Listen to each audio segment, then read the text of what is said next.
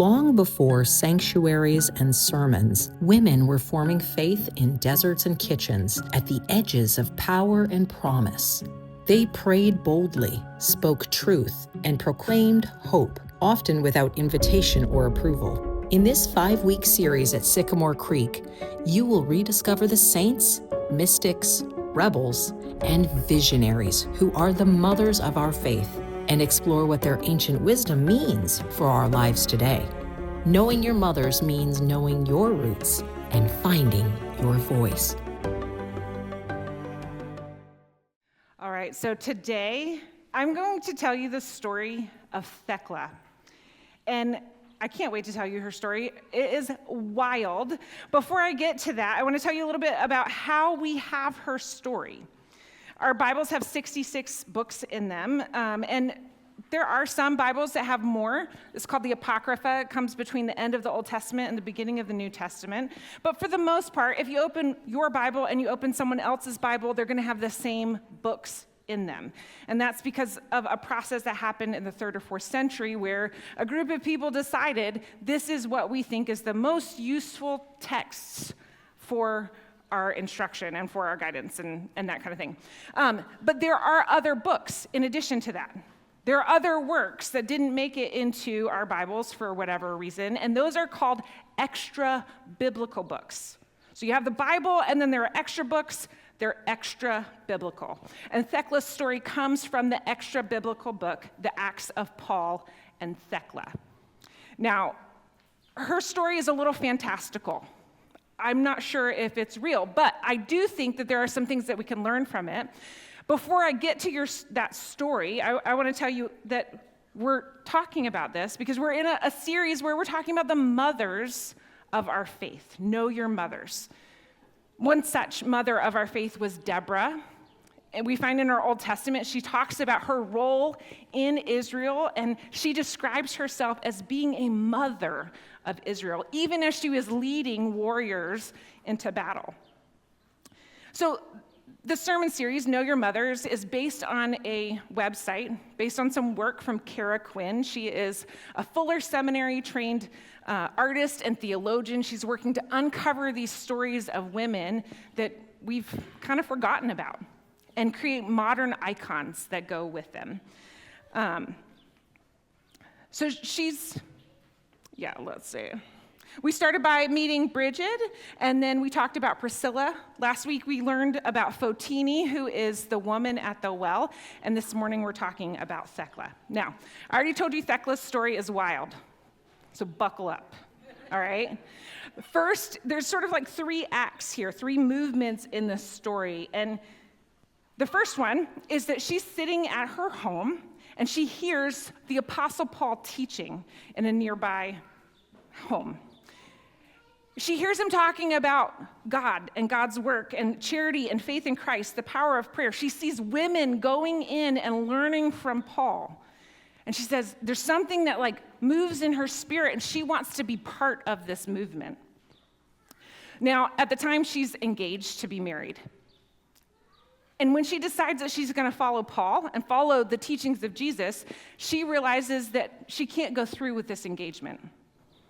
Well, that really makes her fiancé upset, and her mother as well. And they decide that she's so far gone, right, that actually she should be executed for this. Because, in that time, a woman's body belonged to her father and then to her husband. And so this was sort of like cheating her fiancé out of something. Well, they tie her up at the stake. They go to set fire to the stake, and God intervenes, sending an earthquake and then a downpour of rain, and saves her. So she escapes, and she goes, and she's looking for Paul. She goes and finds him. That's Act 1. Act 2, she travels with Paul. She says, I want to go with you. And he says, well, I'm worried because you're a young woman. Are you going to wind up getting married after all? She's like, no, absolutely not. And she wants to get baptized, and he's like, well, let's just wait and see what the Spirit leads us. So they travel on to another city. They're in modern-day Turkey, moving around Turkey. And they get to this new city, and someone sees her, a young, beautiful woman, He wants to have her. He forcibly tries to have her, and she fights him off. His feelings are hurt. He's embarrassed. And what does he do? Well, naturally, he tries to have her executed, right? So she is like, actually, first they imprison Paul for his teaching, and then she's going to support him, and the women sort of gather around her, and so the focus comes to be on her.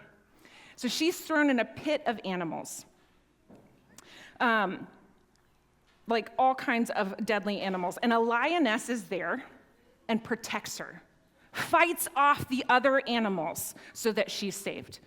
She sees a pool of water. This is maybe my favorite part of the story. The pool of water is full of deadly creatures. God sends a lightning bolt and electrocutes the pool so that the animals die. And she jumps in to escape the other animals and baptizes herself. I love it. I'm not sure if that's like theologically sound or whatever, but I love that she's like, hey, here's an opportunity. I'm going to take it. I'm going to get baptized.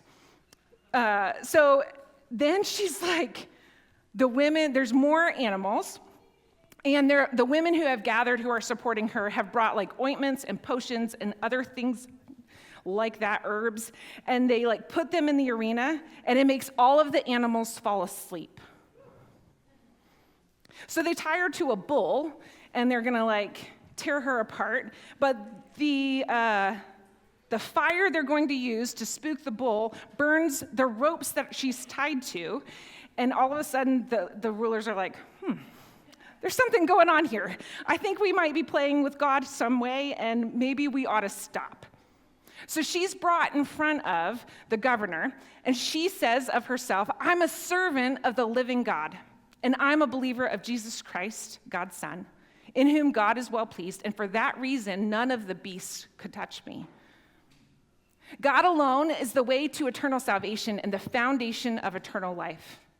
He's a refuge to those who are in distress, support to the afflicted, hope and defense to those who are hopeless.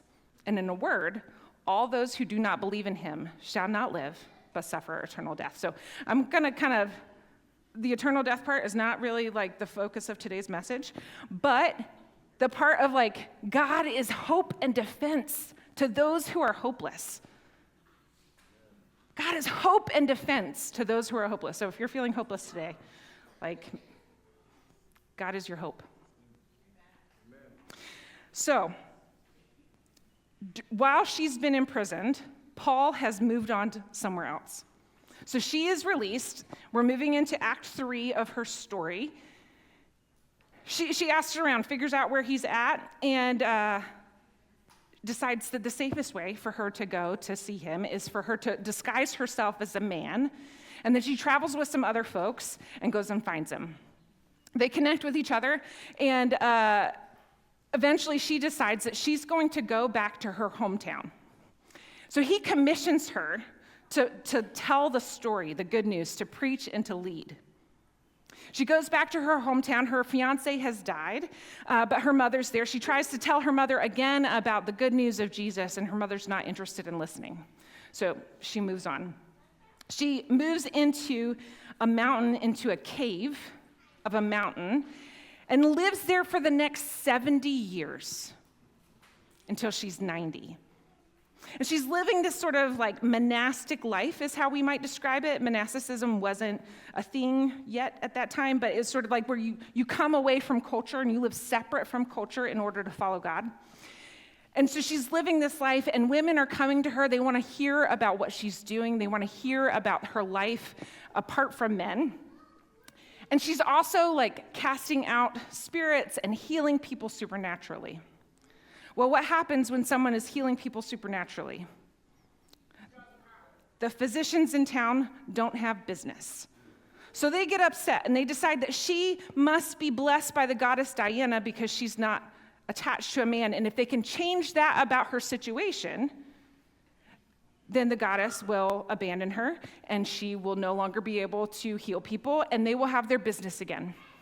So they gather up some young men, get them drunk, and send them to her to change this about her situation. I'm trying to be kind of delicate here because I know there are kids in the room. I'm trusting you to read between the lines. And God opens up a pathway in the back of the mountain, and she escapes. You might even say that she is delivered into the hands of God at this point. This is Thecla's story.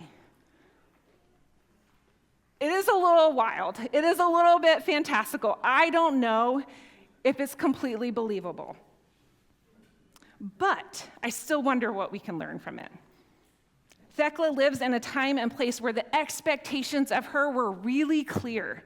She was meant to get married and have babies. Her body would belong first to her father and then to her husband. So her choice to not get married, to live for God, those choices are powerfully rebellious.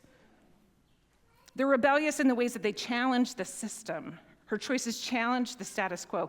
It would be a mistake, I think, to read her story and conclude that the moral is to not get married, although that's probably in some ways how this story has been used. I think the beauty of her story is that she reclaimed her agency. She took hold of her ability to make her own choices about marriage and partnership, and she was villainized for those choices. But over and over and over again, God intervened to protect her and protect her agency, her ability to make those choices about herself, about her body and her own future. So one of the things that we like to do here at Sycamore Creek is we'll pause throughout our message to give you a chance to talk, to process what we're talking about. And our first question for discussion is just to give you a chance to process this story. What's your initial response to it? What kinds of things are you like, whoa, that was weird. I don't know what I think about that. You could say, this is bogus, and I don't know why we're talking about it. And that's okay, too.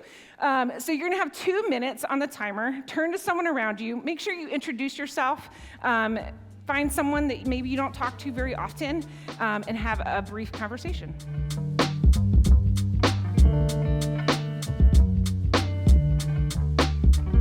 As we move into this next segment, I want to share a little bit about why I'm finding this story encouraging. Because for us, this can be a story of agency. This can be a story of departing from what everyone around you believes at great personal cost, or the threat of great personal cost. This is a story of a woman laying claim to her future, to her body, to her mind, to her spirit. At the end of April, I had the privilege of going to the Post-Evangelical Collective National Gathering to Boston with 4 folks from Sycamore Creek. They all happened to be from the Eastwood campus. We went to this Post-Evangelical Collective National Gathering. So you might be wondering, what does that even mean? Well, this is a gathering of pastors, leaders, and artists who were in evangelicalism, which is a thread of Christianity that focuses on telling people about Jesus in order to convert them, in order to convince them to follow Jesus, and then also living in such a way that supports that message. And on the surface, that's not bad. That's not a bad thing. But like with many things, the deeper you look, the more sort of complicated and messy things get.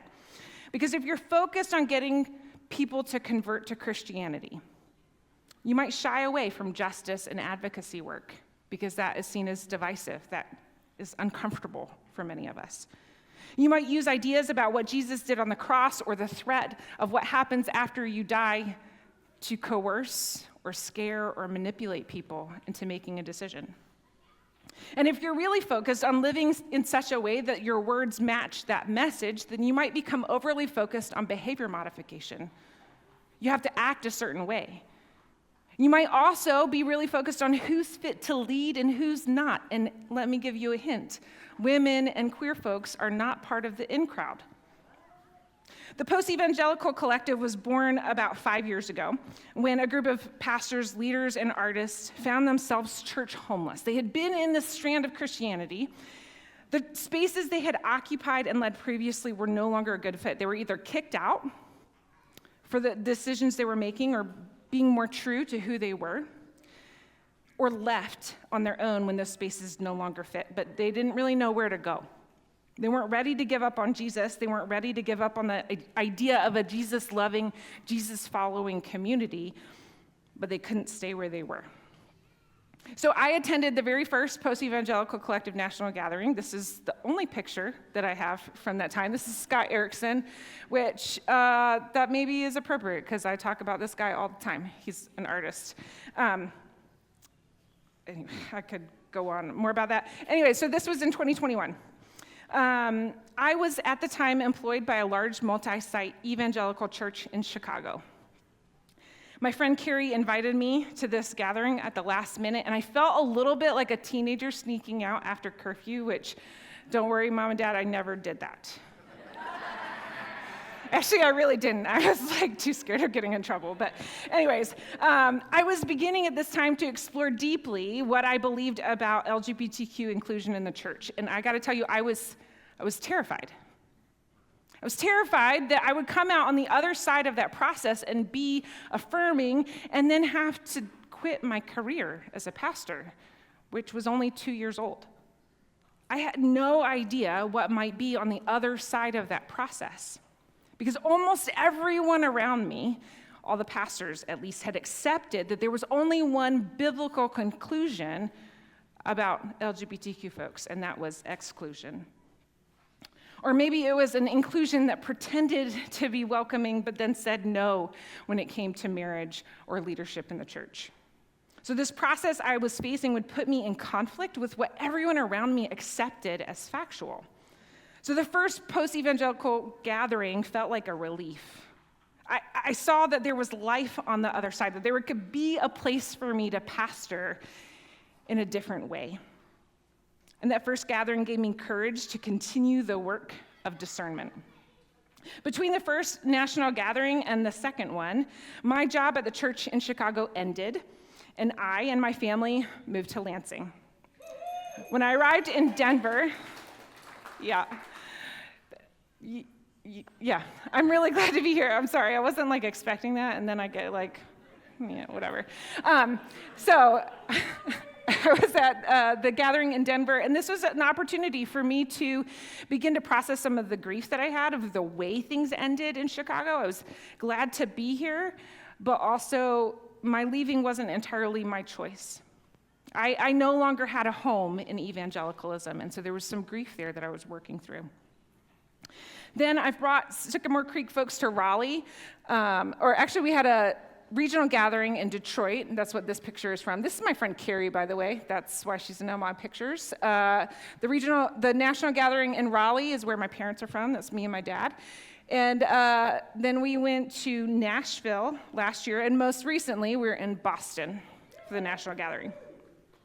So these gatherings have offered spaces for grieving our lost communities, jobs that we might have lost illusions, the things we thought we knew, we were convinced of that no longer made sense. We had to grieve some of that certainty, like the loss of certainty there. These spaces have offered places for dreaming. What does it look like to faithfully follow Jesus and embody something new without taking with us the fundamentalism that we left? They've offered spaces to connect to other people with similar experiences and to network as we seek new inclusive resources for things like kids ministry and the music that we're singing. Last year, for instance, our Free Money series, we did Free from the Love of Money series, that was based on a series from Zach Lambert's church. Zach Lambert is part of the Post-Evangelical Collective National Gathering. I met him through that, and he's been on the board for many years. So whether you know it or not, the Post-Evangelical Collective has affected you because it's affected Sycamore Creek. And like Thecla, I and many of the leaders in the PEC have taken their own bodies, futures, souls. We've taken agency of those things at great personal cost. We've refused to perform what was expected and instead followed where the Spirit has led us to a more inclusive, more expansive expression of our faith.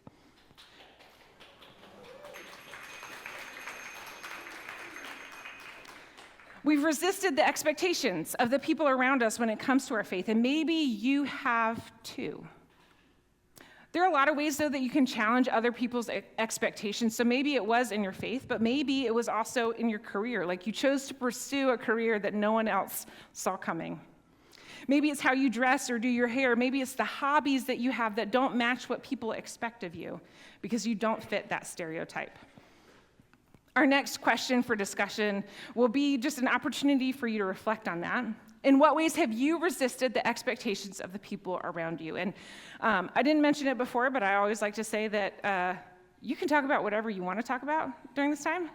There's not a pop quiz. So this is just a place for you to start as you sort of reset and have a conversation with the folks around you.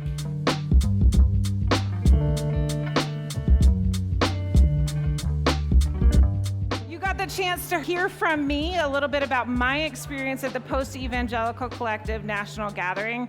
And this morning you have a special treat. You're going to hear from folks who are with me there, folks who are not me, about their experience at the Post-Evangelical Collective National Gathering. Try saying that 5 times fast, by the way. So I'm going to invite them to come on over here. Give them a warm welcome. So if you could just introduce yourself and then share like a takeaway, something that was meaningful to you about being in that space. Hello, my name is Justin, and I go to the Eastwood campus. And anyway, I also went to the Detroit one a couple years ago with Tom. And I was in a kind of an interesting place spiritually, and I had left my church, and I was sort of in need of something. And so he thought this might be good for me, so I went, and I really did. It really did help rebuild my faith. And so anyway, so I decided I wanted to go to this one too, and did. And anyway, I wrote down a quick thing that I got also from Scott Erickson. And I even called dibs on it at the conference. It's true. I did, because I was like, no, this one's mine. And so anyway, as a way, I have to set it up because then it has like a punchline and I don't, you won't get it if I don't do it. And so it says, a lot of us don't like change. So we let a dichotomy build up inside of us, and this dichotomy can feel like hell. It causes us then to seek the opposite of that feeling, which would be like an enlightenment. And eventually, it just feels like there's a war going on between heaven and hell, but inside of us. And it just wears us down. It makes us tired spiritually. And it just it robs us of hope. And so eventually, because of this war, we pray and we ask God to remove the hell inside of us instead of simply owning the change that we desperately need to make.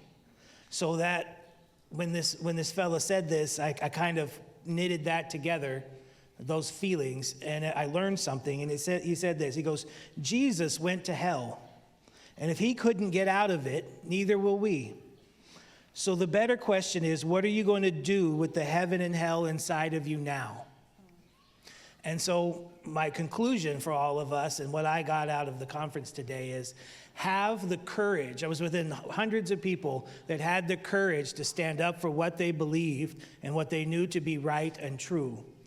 And so should you, with whatever heaven and hell you're facing in your life right now. Thank you, Justin.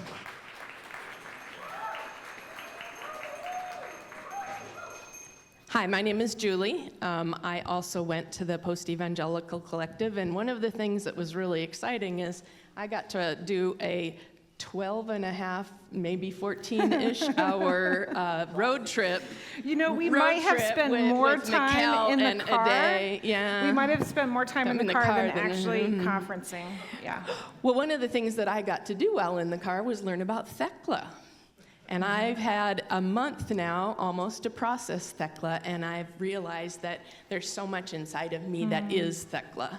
And I was raised very, very, very deep in evangelical culture, and there was a lot of trauma in there, and how to process that without throwing away faith has been a journey for the last probably 5 or 6 years.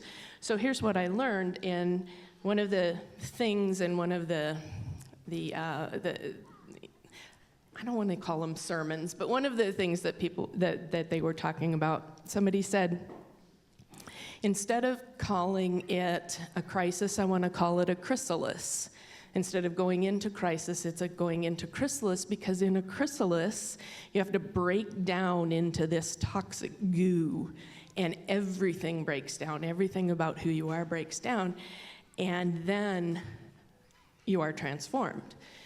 And so I processed that, but I did it up here. And that's how I've learned with the evangelical culture.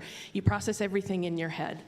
And what I was able to do at the Post-Evangelical Collective and the hours and hours and hours in the car is process stuff in my heart, but also build authenticity. We had these incredible conversations about who we authentically are, not the stuff in my head. I can talk to you, forever about the things that I learned. I have a teaching background because, so I can tell you tons and tons of things to you, have you intellectually assent to that. But who I really am in the depths of that woundedness has become more important than what I can intellectually learn about the process of healing through all of that. And so that's where I'm coming to, and it's a long journey and a long process, and I'm not there, and I won't be there probably, but who I am internally is important, and that was reinforced at the Post-Evangelical Collective. And they gave so much time to build relationships with each other in authenticity, and that was important to me.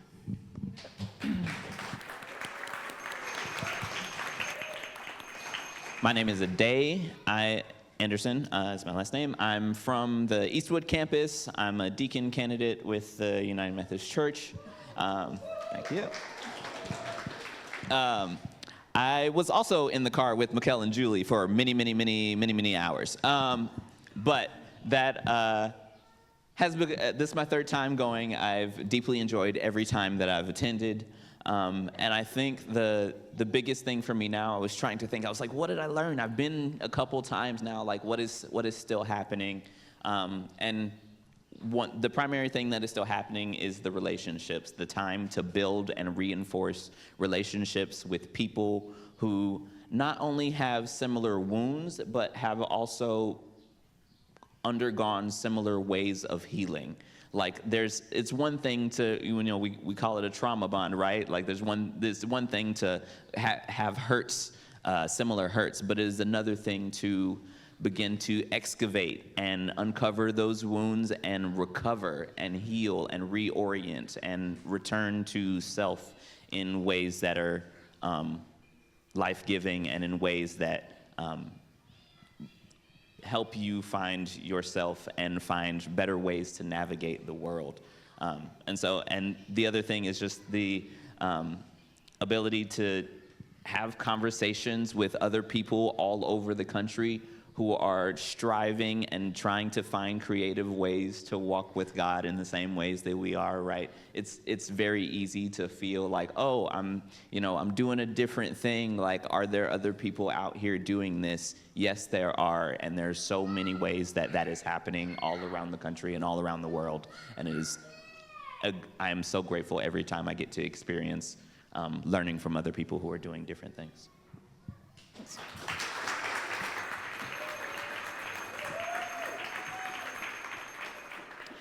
So sometimes taking that risk, stepping out and doing something different, it can come at great personal cost.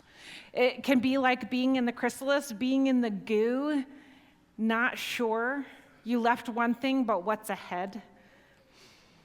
And what we found, and what your story might include, is that even in the pain, even in that risk, ultimately, the more that we can become who God has made us to be, the more we can be true to ourselves and who God has made us to be, the more you open yourself up to give and receive love.